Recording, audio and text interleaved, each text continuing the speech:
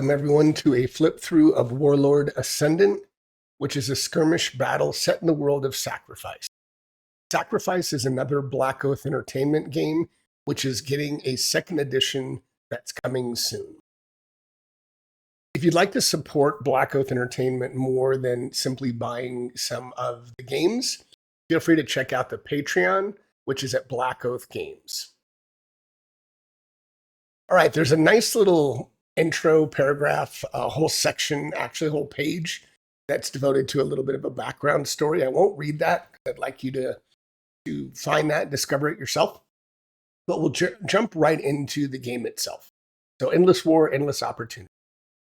Now, if you're familiar with D20 games, this game will be familiar to you in terms of the resolution and checks. And specifically, if you've played Sacrifice, then you're going to be very familiar with the mechanics of the game. The game is set in a territory called No Man's Land, and you will be controlling a warband, which will consist of multiple types of characters. Now, there are many reasons why a warband may want to take action in No Man's Land. They may want to expand valuable resources, strategic advantage, counteract threats to their respective interests, and various other reasons. There's some background on the continent of Naya and a little bit more information about a war that's been going on in the continent of Naya, a little bit more about the background, some of the types of people that you'll run into. And there's a map here of No Man's Land, including some various key points of interest. A little more background on the 100 Years' War that has been going on between two major factions, one the Kingdom of Bavaria and one the Cadaennorian Dominion. And this battle has been going on for over 103 years. A little bit more background on No Man's Land as well. So now we get into creating your warband, which is essentially the character creation component of Warlord Ascendant. So you will be creating various characters within your warband, and each character stat block is going to be constituted by a number of abilities, and these abilities will be pretty familiar to you. Strength, dexterity, and constitution. And then you also have spirit. And spirit is a little bit of a mixture of, say, wisdom and charisma. The measure of a character's will, mental strength, and charisma. In addition to the core abilities, there are other derived abilities or tangential abilities that make up your stat block. Defense level, or DL, as you'll hear me describe throughout the rest of this video. And the DL is the base DL is 8 plus your dexterity. And that's as long as you're not wearing armor. As soon as you put armor on, your DL is going to be the armor's DL, period. No additional bonuses or for dexterity. Level is going to be 1 through 10. There's a loyalty stat, and the higher the character's loyalty, the less prone they will be to run away when a morale check is required. And there's a recruitment cost. So there's recruitment costs for different types of recruits. You'll have a speed, there'll be experience points, upkeep for each of your characters. These are all essentially mercenaries, and as you all know, mercenaries don't tend to work for free.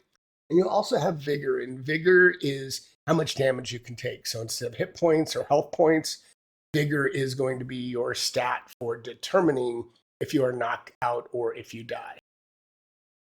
So warbands, each warband is unique and will share some or have some unique characteristics, but they all share a common structure and common elements. Some of these elements are command actions, so each warband has a series of unique command actions that make them separate and distinct from other warbands. And these are available to you to play at the start of your turn. Each leader has access to a maximum of 3 actions, command actions per battle, and those have to be chosen before the battle begins. You'll have a leader of every warband, and the leader, if killed, you must promote the character with the highest spirit to become the new leader. You'll have numbers, so there's a maximum number of members that you can have in each warband, but that does vary depending upon the warband that you select. You'll have recruits, which are kind of the bottom of the barrel. It's going to be your basic new recruit, but they may not be extremely well equipped, but they will be enthusiastic. You'll have your stash, supplies. You'll have some veterans, which are warriors that form the core of your warband, and they're going to be the most capable in terms of the battlefield. And then you'll have starting gear. All right, so we're going to get into the different factions or types of warbands. I'll go through one in detail, and then the rest I'll just kind of flip through to give you a feel for the different flavors of warbands that you can pick from. So this first one is the Cadaennor Dominion, and this is one of the two kingdoms, if you remember from the beginning of this video, that is involved in the 100 Years' War. So there's a little more background information of the Cadaennorians, and they are very skilled with archery. So they're expert archers, and they can add 2 to all of their ranged rolls. You do have a D20 table if you'd like to randomly create the warband name. Of course, you can create it on your own as well. And you can see here in the numbers, a warband starts, in this case, for the Cadaennorian warband, they start with 1 sergeant, 2 corporals, and 2 levies. Those, again, will be unique for other types of warbands. And this specific warband can have up to 10 members. Here are all the command actions that will be available if you choose this warband. Brilliant strategy, cover each other, eyes open, no mercy. So you get a nice selection. And remember, you only have access to 3 of these, and you'll have to choose those before each battle. These are the stats of each of the 4 characters that make up the warband. So again, you'll see strength, dexterity, con, and spirit, starting loyalty, speed, and upkeep, and then a little more information about anything specific to those characters. All right, so you can play a commoner and a commoner band if you'd like. And again, in this case, you can have up to 15 members, and there are different types of members, mayors, retired soldiers, and peasants in this case. And again, you can see how there are a total of, I believe, 8 command actions. So you'll have to select 3 of those before the start of each game. Your various stat block. You can be a demonic host. So there are demons and other evil spirits. They're an actual threat for the people in Naya. And part of what you'll get with these characters is a characteristic called inhuman savagery, which means they can never be broken. Then again, similar various types of leaders and different stats, of course. You can play an Inquisition, or essentially an Inquisitor. And the key characteristic of the Inquisitor warband is that they are conscripted into the army of God. All right, we are going to go to mercenaries.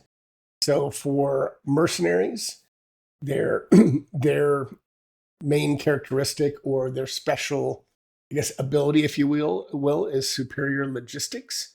And that means they always have a quartermaster, which is who is an expert at finding what they need. So you will receive 10 supplies at the start of each management phase. You can play Bavarian warband. Again, that's the other of the 2 major factions that are involved in the 100 Years' War. And their key characteristic is excellent training. And now we get into combat maneuvers. So each character brings with it some unique characteristics or things that set them apart from other members of the warband. And these unique actions are known as combat maneuvers. So you can only pick a combat maneuver for each character once, as soon as the character joins your warband, or when you're creating your warband to begin with, and combat maneuvers can't be changed afterward. The character can only use each maneuver they bring once per battle. So you can see there's going to be many types of maneuvers. Adrenaline surge. So in this case, that character will act first regardless of who wins initiative. There's combat awareness, which after being the target of an attack, you can make a spirit check. And if your roll is higher than the opponent's attack roll, you get to ignore all damage. So basically, you saw it coming. You saw the attack coming.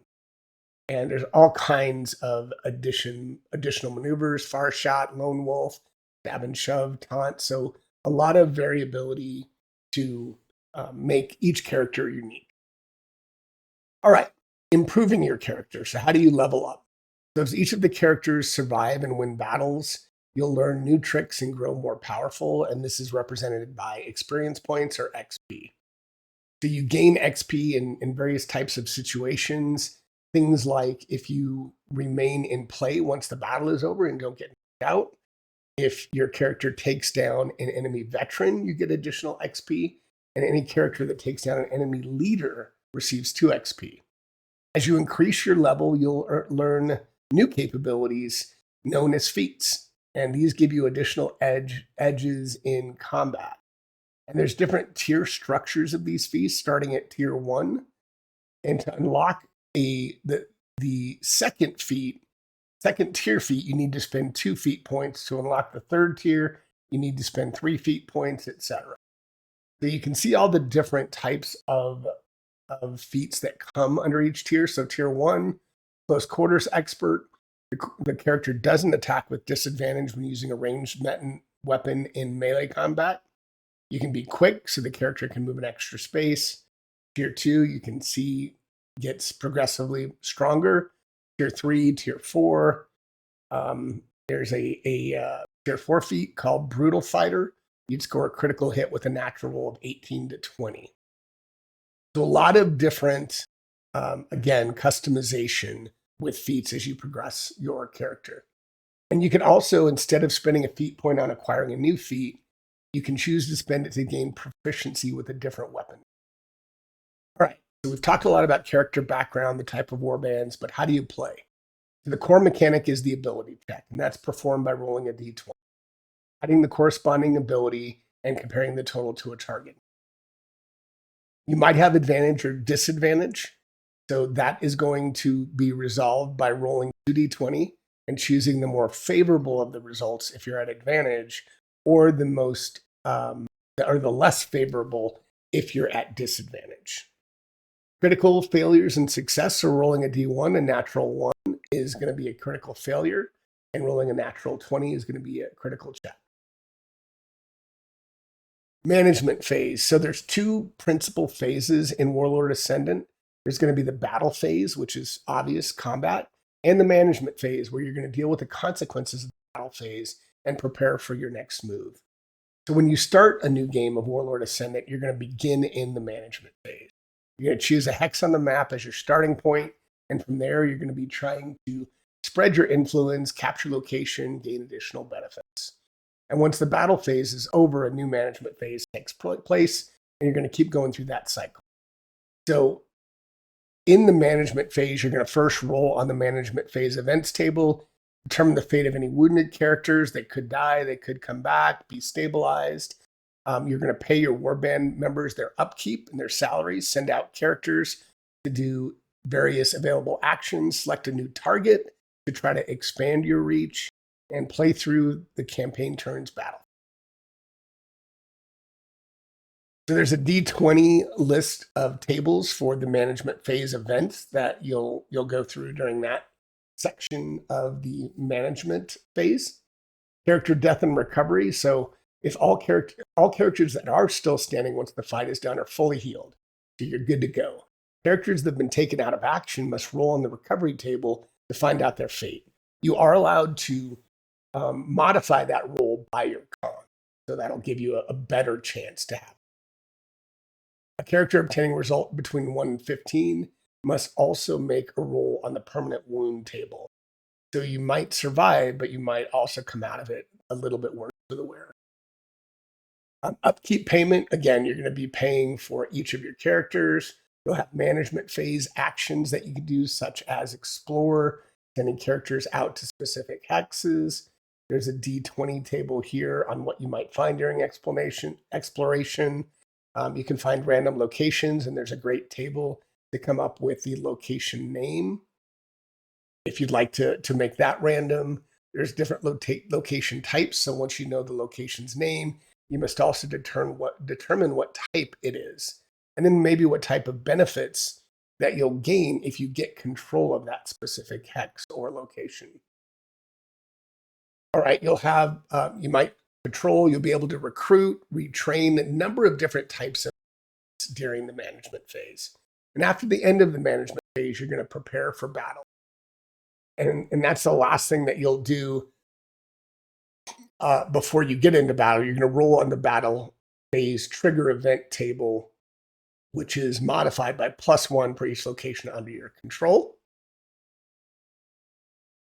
And then you'll go into the battle phase. Once you've done all of the things required in the management phase, you're going to go into battle. And there's two main reasons you'll go into battle. Offensive, you want to expand your territory, or defensive, an enemy force is attacking one of your locations. Either way, it's going to be the same type of setup. You're going to pick your gear, pick your command actions. As we talked, you get 3 command actions. Determine your enemy. And there's a large variety of enemy forces. We're going to flip through a few of those. I'll go through and detail one of them just to give you a flavor for what you'll see. But there are a lot of different types of enemies. And then you determine the battle's difficulty. You must determine how tough of a battle is this going to be. All right. Scale, each combat takes place on a square grid that is 1 inch wide, which represents 10 feet. And it is designed to be played with maps or tokens in general. And you can see combat setup. You're going to have a blank grid. You're going to determine cover, any special terrain elements, and the battle's strategic point and where the players will be starting. And then roll for initiative. So you'll roll for different types of enemy traits. You're going to set up the battle map, and that's going to include placing cover. You can do this. You can place 5 pieces of cover. You can roll twice on the random cover table to determine what types of cover and the amount that'll be on the map. You'll place terrain elements, and there might be more challenging to move depending on the type of terrain. Determine the strategic position, placing the characters, both enemies and your own warband, on the map, and determine if either party is surprised. After setting up the event, you're going to roll on the battle events table, and there's going to be some unique things that happen by rolling on that D20 battle events table. And let's see, combat.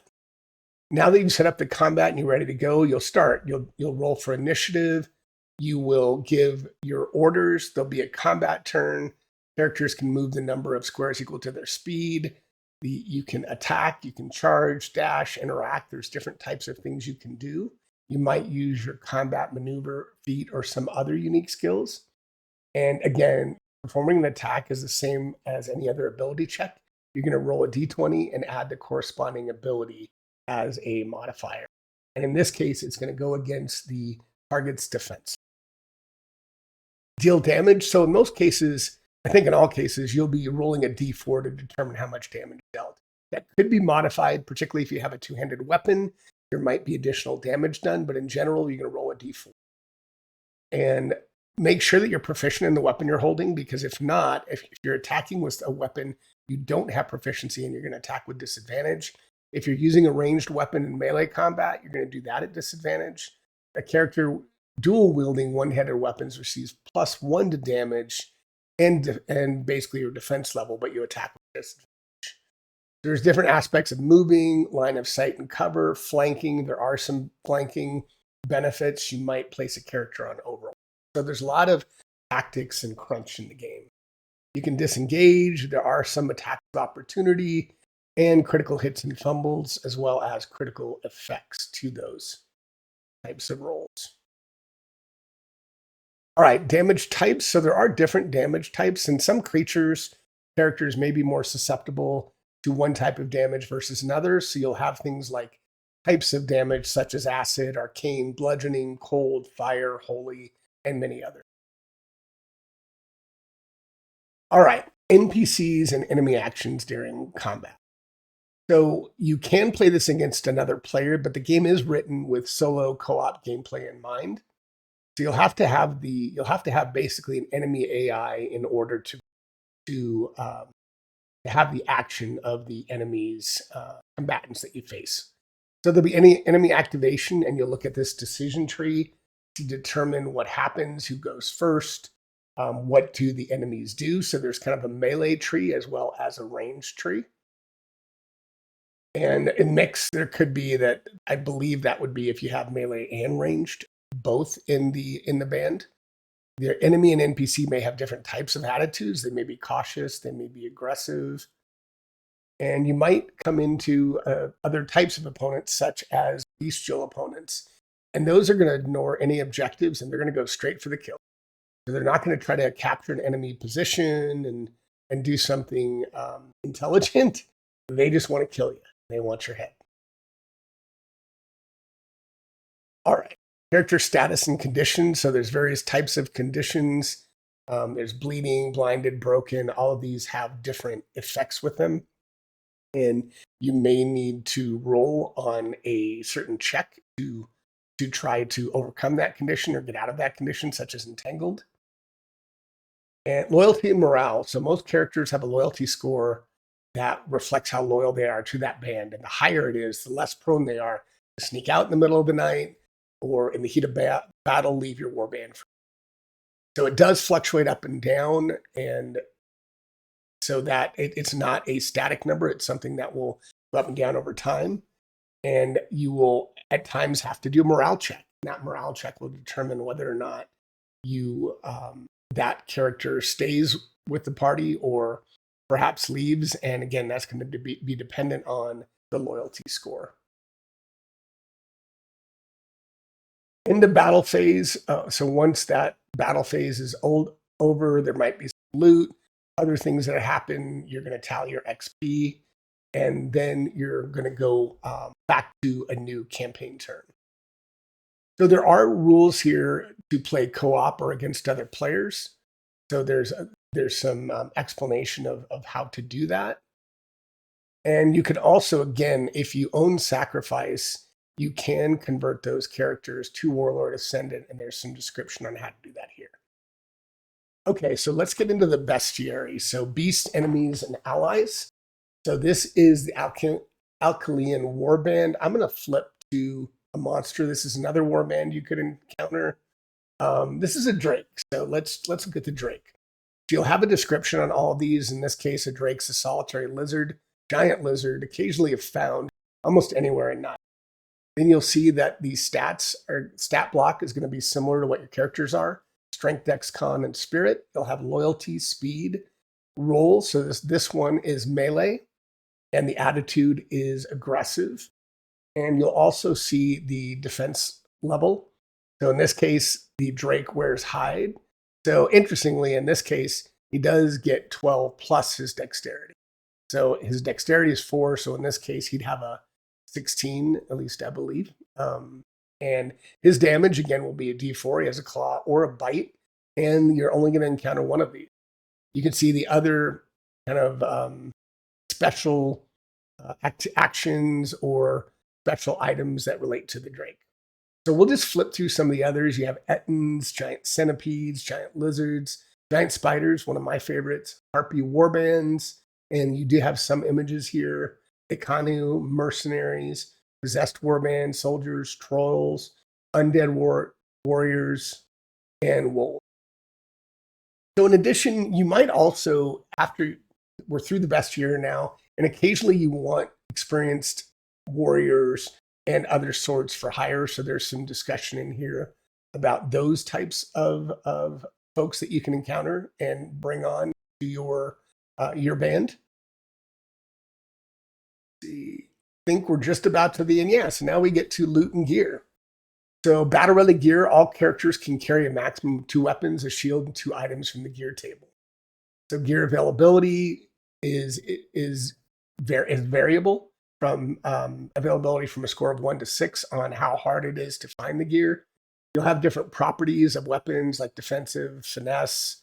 Can you use dexterity for your attack rolls? Those types of things. Unwieldy. So a little bit of crunch as it relates to weapons. Here are all different weapons type, the type of damage it does, and the various properties. Improvised melee weapons, different ranged weapons as you would expect, bows, crossbows, javelins, the like. You'll have different types of armor and helmets and shields, and then various types of gear. And that's everything. So I know that was a little bit of a lengthy walkthrough, but Warlord Ascendant, Blackoath Entertainment, really recommend you checking this out, and drop a comment if you get the game and want to let us know what you thought. Thanks so much, and we'll see you next time.